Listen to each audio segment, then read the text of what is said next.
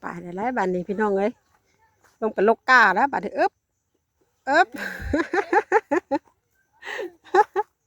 โอ้โหหมุนลงงอน้อยแล้วว่าเนี่ยงอน้อยหมุนหัวแล้วว่าเนี่ยจะได้จักมัดได้วิตีนี่วะไปแล้วพู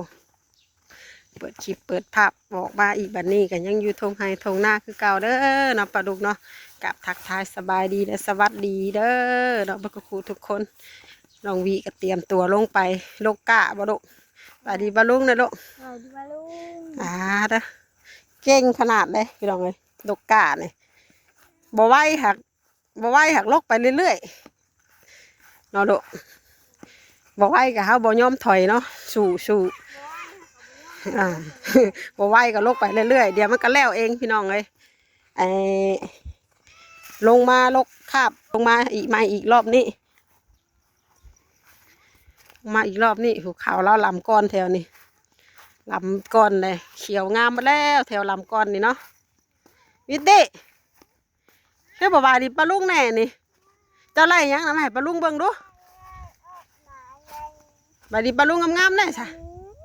โอ้ยเขียวนะจะยิ้มนะเวลาบาดีเวลายิ้มแต่เอายิ่งแต่เขียวขึ้นหมอวิวตี้นี่โอ้เบิ่งนี่ช่วงสิลกง่ายกานะแต่ว่าพอลงไปลกแล้วมันโปดพี่น้องเลยมันลมดินลมเนาะเพราะว่าลองเบิ่งแล้วมื้อเช้านี่พุ่นน่ะตาจิบหน่อยห้องยังอันนั้นน่ะห้องหายอย่างมาน้ำอยากลงมาดินอันนี้ได้ตักยังนี่นะตักขี้เหงื่อกะว่ายิ่งสิว่าตักปลากะคือสีขี้ตัวเมแท้นะบอกความจริงเอาความจริงถูกต้องมากเลยตักขี้เหงื่อ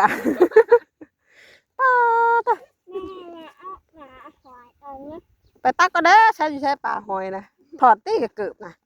กูไปลกแก่กูป้าปูมันทางนี้มันแห้งโปดแห้งทางนี้มันห่างเลยทางนี้ห่างแม่หาลกเอาแต่บอลมันทีเมื่อกี้ดีนะฝ้าวเลยดิบฝ้าวดิบแห้ง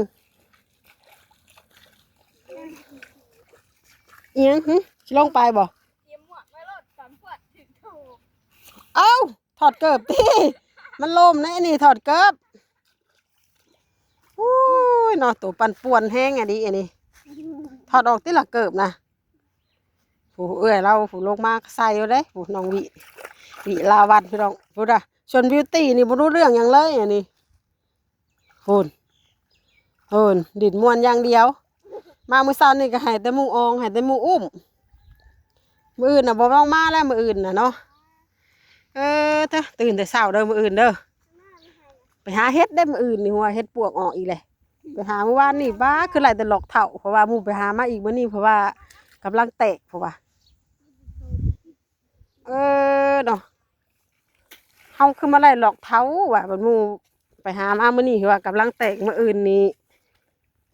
จะขึ้นไปหาเลาะเบิ่งสะก่อนแต่เช้าเดี๋ยวจะคอยมันอาญาเป็นอะไรให้ดูป้าต้อมากินนี่กับลกแล้วเต็มกำมาได้น่ะ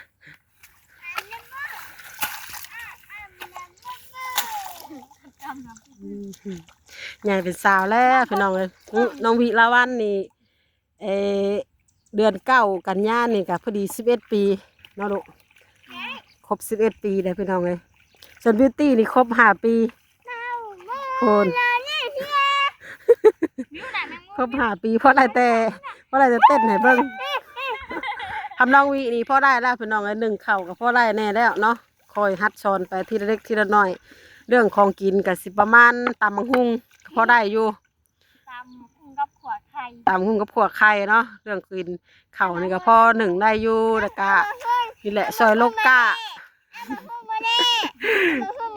ตำหุงจะประแดกงานที่รัฐนัดก็คือถอนผมงอกปงน้ำกับท่านผมงอกนะถ่ายที่มักสอบถอนผมงอกเหมือนมาหาน้องวีลาวันเลยพี่น้องเลยพุ่นนะงานหลักของเราเพราะได้เงินไปโรงเรียนเสร็จละพันบุได้ถอนผมงอกกับบ่ผมงอกไปเจ็บหัวเสร็จละพันนี่หวานจ้อยติบ่เราดุแล้วแต่เพิ่นสิให้บ่ ให้เตือ5,000 10,000เนาะพอได้ไปโรงเรียน ได้ซื้อขนม พอได้ซื้อขนมไปโรงเรียนตา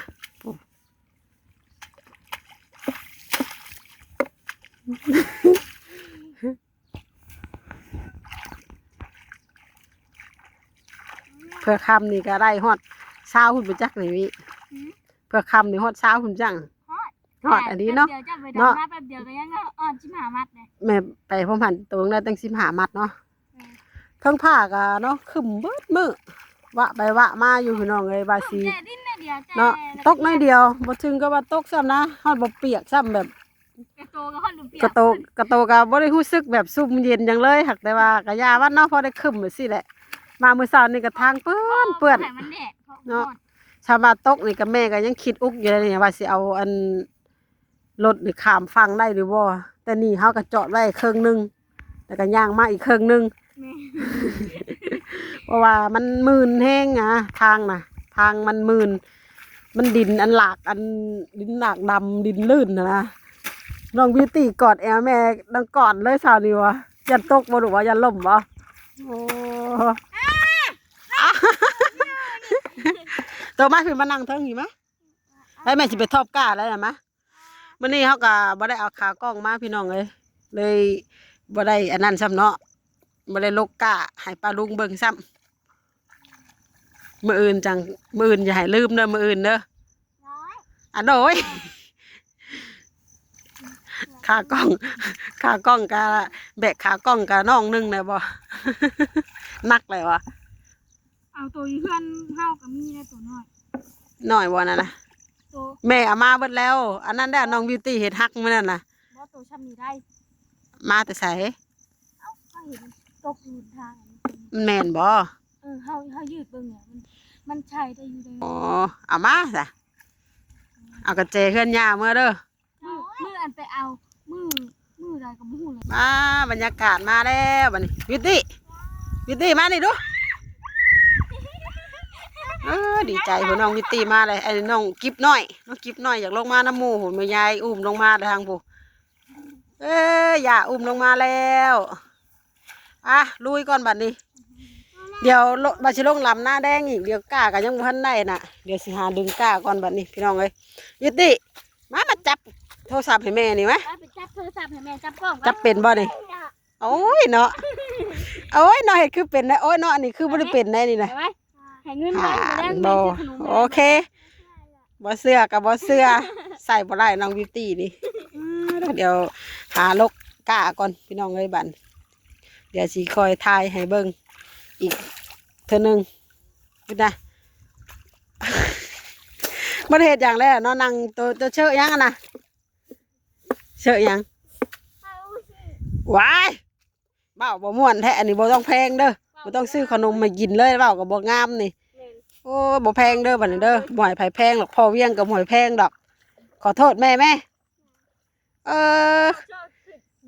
สิแพงแต่เอมี่ผู้เดียวแล้วบัดนี้บ่แพงดอกบิวตี้นี่ดื้อแฮงแพงเอมี่พี่แหละเฮาพุ่นน่ะเอมี่โลกาก็เก่งลำหน้าก็เป็นโลกาก็เป็นนึ่งข้าวก็เป็นเก่งเอมี่นะอยากลงมาน้ำมูบ่น่ะเก็บโอ้ อยากลงมาน้ำมูหลักอ่ะเฮ้ยกิบหน่อยเอ้ย อย่ายวมไรนางเลย แม่บอกว่าให้เตะเธอน้อยแม่ว่ะเจ็บตีน หน่อยเลยเนี่ย ให้น้ำเสียไม่ตู้ ช้ำนี่ฉันรับห้าหน่อยแต่กลางห้าพวดประมาณช้ำนี่แหละประมาณช้ำกองตัวนี้ แต่แม่มันเตะน้ำแตกเจ็บตีนได้ดูเอ้ยเตะน้ำแตกนะ พี่ไว้ขึ้นมาอยู่พี่นะ บ่ยอมขึ้นน่ะแม่ว่าอย่างก็ให้น่ะตาสอนจนได้หอยบ่นี่เก่งไงดิสอนจนได้หอยนี่เหมือนธรรมดาเด้อนี่เด้อฮะบ่ย่าอันดกมันขาดโกนหันบ่ขึ้นนั่นน่ะ โอ้ เอาว่าคักแท้นี่ว่ะบ้านพึกพุยใส่แล้วโว้ ยาอยู่เดี๋ยวคอยปูนใช้ไว้ได้ เข้ายัง จักว่ะ เข้ายังย่า ขอนาง โอ้เฮาบ่ได้เอาเลยได้บ่ได้หวานเลยได้ให้ป้านางได้นะเพิ่นไปหวานมาได้2ให้เพิ่นว่าซะมันงามเองสิเอาแนวมันเด้อเพิ่นน่ะพลอยติหยังพลอยบ่บ่พลอยทาซินู ท่าไหร่13 กิโล3เนี่ย ทาซิโน3 อันนั้นบาท ทาซิโน3นี่ก็มันออกหลายปีแล้วเนาะเพราะว่านี่มันมาทาซิโน14เลย ข่อยเอาปุ๋ยห้วย อ้าวแล้วตัดยังอะนะ เขียวหั่น ย่าแล้วตัดก้าถิ่มบ่นะ ข้าเจ้าเพิ่นเด้อ โอ้ยเจ้าอะไรจังไห้เลยเขาเจ้า โต พอแล้ว2ไห้เลย สองให้มันง่ายตึกบ่ได้ เนาะ แล้ว ว้าตัดก้าเขาเจ้าถิ่มช่ำเสียดายเลยผู้ปะนางน่ะหาแล้วเอาไปว่านได้มื้อนั้นล่ะย่าว่านมื้อนั้นเลยมาเอาน้ำเพื่อนอาเพื่อนทันตายน่ะเสียทำยื้อคืออยู่ใกล้เห็นเรามาลกเอาแล้วอันนี้กล้าเข้ายังค่ะอันนี้โอ้ไม่ใช่สกิปไม่ใช่เลยแล้วแล้วแม่วิวขึ้นน้ำน่องกันนะ ที่ได้เลยมันนี่ อ้าวนะกล้ากระถ่วมแล้วเลยกิบหน่อยเอ้ยข้าหยอกมันโฮมอยู่ลงมาดินกะเนาะเดี๋ยวไม่สิมัดให้ดก ทำไมมันมีเนาะทำไมปลาดุกเด้อสัมภาษณ์ได้ไหมพูดเป็นมือกล้องค่ะ โอเค ฮะเห็นมือกล้องตัวจิ๋ววิตีได้เรื่องไหมเห็นปะ เห็นแล้ว ได้เรื่องวะหนูวะให้ขึ้นกับบ่ยอมขึ้นก็ต้องใช้งานเนี่ย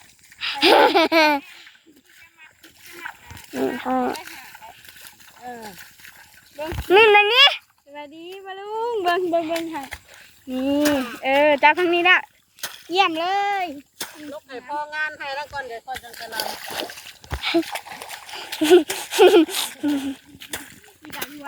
เพิ่งได้พี่น้องหักกานะปวดไม่ได้คาเนี่ยตอนนั้นเลยไม่ยาว่ากากับลูกพุ่งคอยวะ โอยบ่ ตัวให้อัน เป็นตัวไห้เป็นปวด ตัวให้ดูไข่เรามาวะ ดิเบิ่งแม่ก็ถึงได้เห็น ดูไข่เรามาเอาเงิน มาบันนี้นะทำมันเล่นเลย เบิ่งแน่นะตีอย่าจับตัวแม่ได้วัตกาลูกพ่อยตัวไข่แล้วแบบนี้ แม่ลูก มาเบิ่งแน่บอนคุณหนูเพิ่นพูดห่มอยู่พุ่นเวลห่มอยู่พุ่นบัดเอากระจ้องเอาเตียงมาอยู่นี่เอาตั้งยับอีกฉันแอบแม่เนาะแม่ให้ขึ้นกับบ่ยอมขึ้น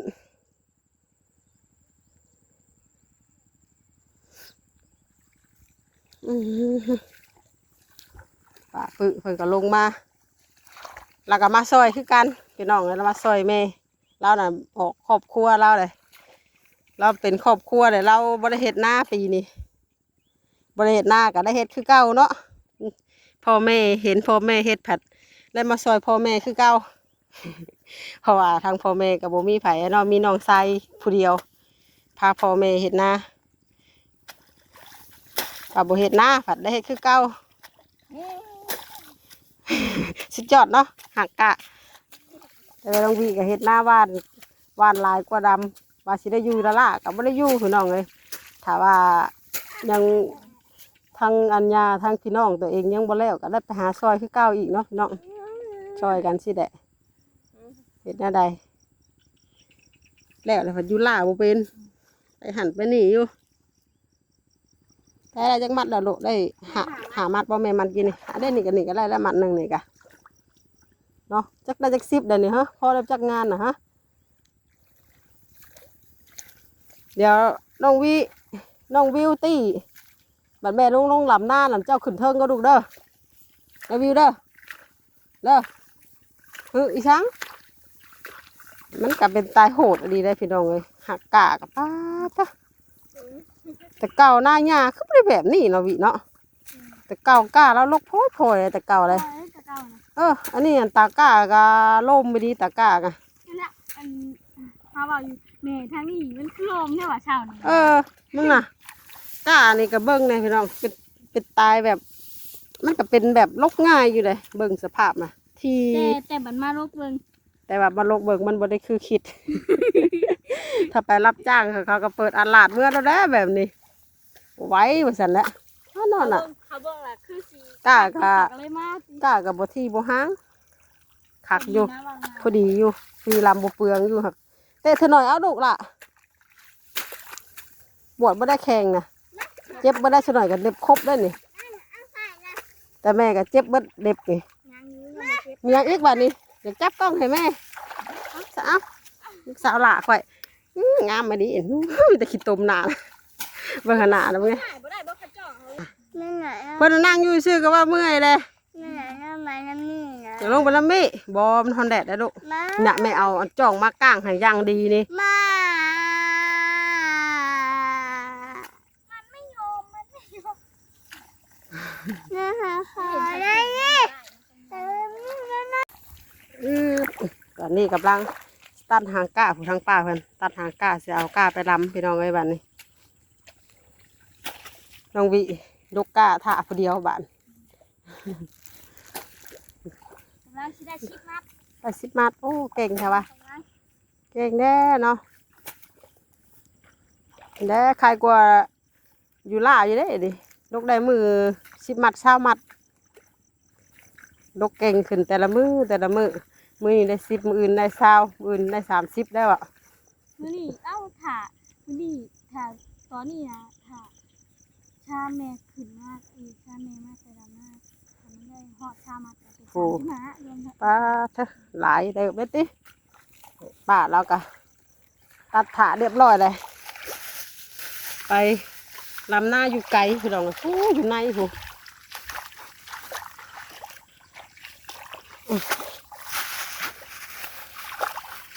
หาบเขากล้ากะหาบใส่ไม่หาบเขาหาบเขาไปในพุ่นแหละอยู่ในเลิกผู้ซอกแซกในนาเมียานี่นาดีคนได้เนาะวินาดีคนได้นาเมียานี่อยู่กระเติงอยู่ในพุ่นก็มีพ่อจังว่าเราลำแต่ถึงนานแล้วแล้วตีผู้นาเราเสื่องไว้ผู้ข้างในผู้ทางนอกเราลำได้บ่ได้ทางนอกเขียวบ่ได้ทางในผู้เรายังกึ่งปึงอยู่ ลำน้ำดูดมันได้ซ่าลำมือเด็กมือหน่อยเนาะคนกับห้วยลงมาให้ห้วยจากลงมาได้บะเรงนี่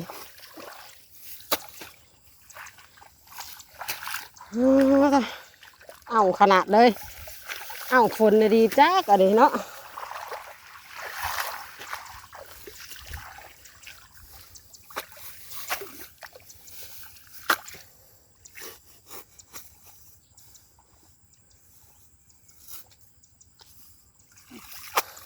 เมื่อยครับเมื่อย ยังสี่ว่าให้เอาอีกเลย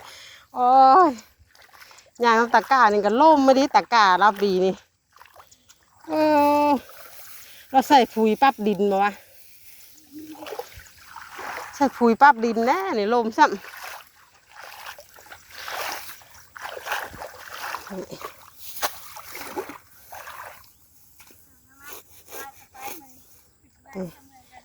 เนาะพี่น้องเนาะคลิปนี้ก็สิจบไปสำนี้ก่อนเด้อเนาะพี่น้องเนาะเดี๋ยวพอกันในคลิปต่อไปคลิปนี้ก็ไปแล้วพี่น้องไว้เขาเก่าเข้ามาสบายดีทุกคนเนาะ